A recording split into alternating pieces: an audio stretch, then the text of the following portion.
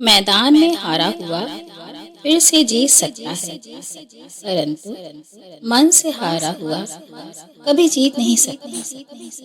آپ کا آتم وشواس ہی آپ کی سروشریشٹھ پونجی ہے۔ آدھی ادھوری باتیں من پر بوجھ ہوتی ہیں، کسی سے کہہ دیا کریں، کبھی کسی کی سن لیا کریں۔ دھن سے نہیں، من سے امیر بنے، کیونکہ مندروں میں سورن کلش بھلے لگے ہوں لیکن نتمستک پتھر کی سیڑھیوں پر ہی ہونا پڑتا ہے۔ من کے جذبات کو قابو میں رکھیں، کیونکہ یہ جذبات کبھی بھی پھسل سکتے ہیں۔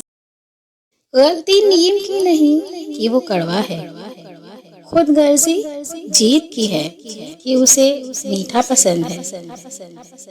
اندھیرے کو ہٹانے میں وقت برباد مت کریے، بلکہ دیے کو جلانے میں وقت لگائیے۔ دوسروں کو نیچا دکھانے میں نہیں، خود کو اونچا اٹھانے میں وقت لگائیے۔